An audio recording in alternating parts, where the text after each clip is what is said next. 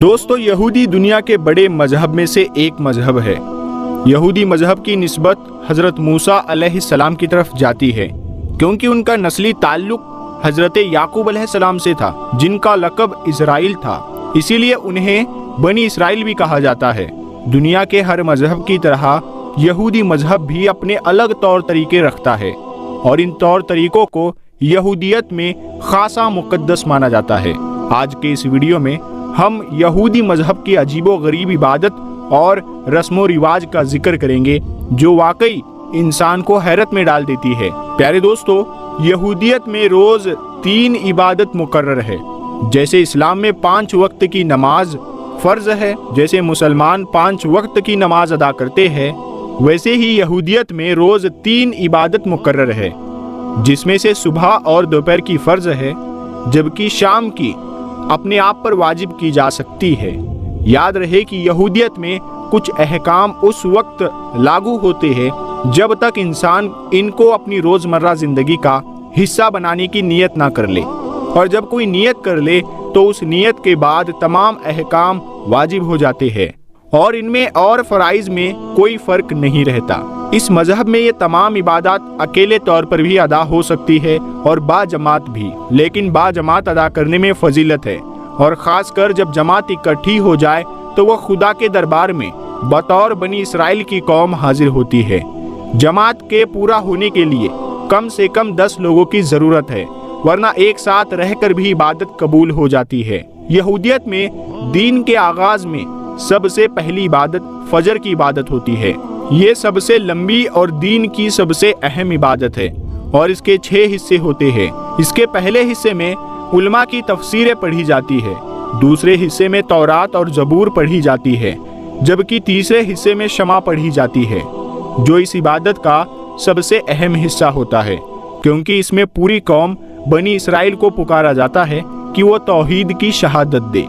اس کے بعد آمیدہ پڑھی جاتی ہے اور پھر مسیحا کی آمد کی دعا کی جاتی ہے، مسیحا یعنی دجال جسے اسلام میں کہا جاتا ہے، اور جو زبور میں سے بھی پڑھی جاتی ہے، اور پھر آخر میں بنی اسرائیل کے فرائض کو دہرایا جاتا ہے اور توحید کی شہادت بھی دہرائی جاتی ہے۔ دین اسلام کی طرح یہودیت میں بھی نماز کا تصور پایا جاتا ہے، اور یہودی دن میں 3 نماز ادا کرتے ہیں، جبکہ ہفتے کے دن اور دیگر تمام خاص دنوں یا سال پر یہودیوں کے فرقہ راسخ العقیدہ اور رجت پسند یہودی ایک اضافی نماز ادا کرتے ہیں جسے مصاف کہا جاتا ہے۔ ان کے عقیدے میں ایک 5ویں نماز بھی ہے جسے نائلہ کہا جاتا ہے، لیکن وہ صرف ماہ تیسری کے 10ویں دن یعنی یوم الغفران کو ہی ادا کی جاتی ہے۔ اسلام کی طرح یہودیوں کی نماز بھی تنہا اور جماعت کے ساتھ پڑھی جا سکتی ہے۔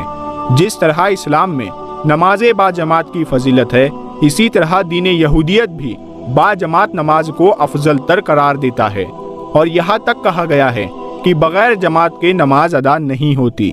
یہودیت میں اکثر اعمال کی قرأت با آواز ایک خاص لے میں کی جاتی ہے جسے نیغون کہا جاتا ہے۔ ان کی ہر عبادت گاہ میں ایک بلند چبوترا موجود ہوتا ہے جس پر کھڑے ہو کر یہ قرأت پڑھی جاتی ہے، جنہیں ہم یہودیوں کی اذان بھی کہہ سکتے ہیں۔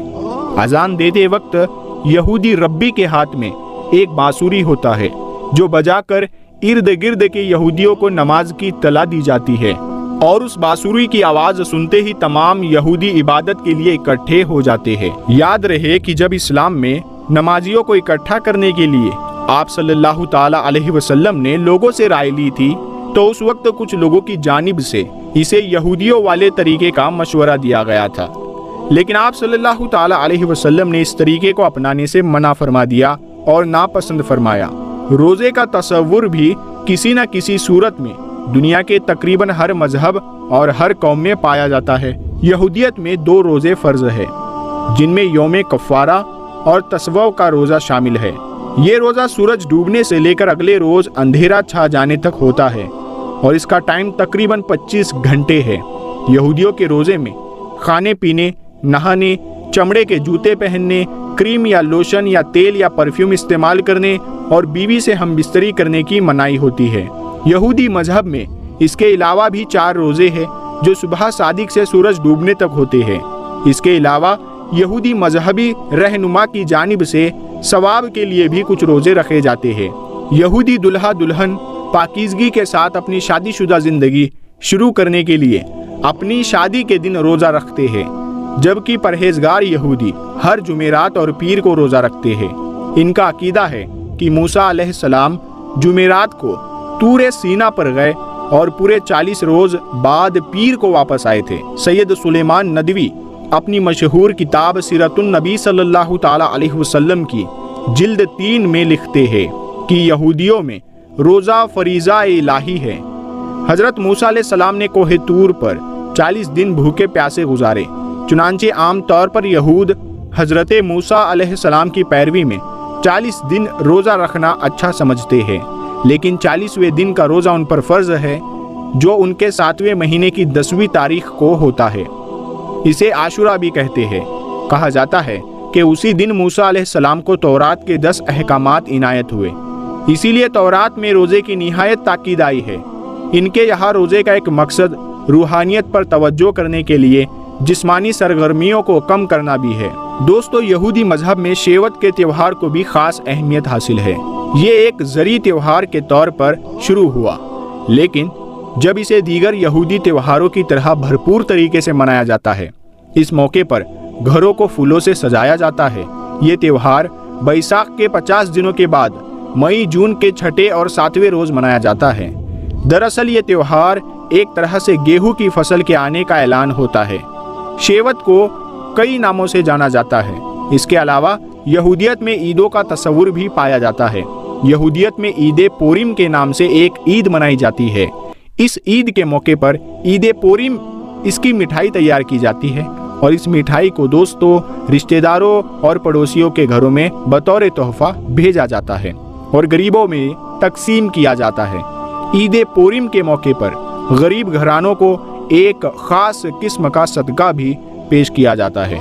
इस ईद के मौके पर एक खास पकवान हर घर के चूल्हे पर चढ़ा नजर आता है और ख़ानदान के कुल अफराद जमा होकर इस पकवान का बड़ी बेसब्री के साथ इंतज़ार करते हैं और मिलकर इसे मज़े मज़े से खाया जाता है।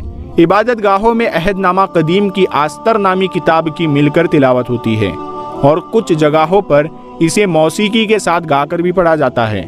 गली मोहल्लों, चौराहों और सैरगाहों में और शहर भर के बाज़ारों में एक रात से अगली रात तक मेले का महफिल बना रहता है और किस्म किस्म के खाने और कुछ चीज़ें खुशी के सामान को दुगना करती है।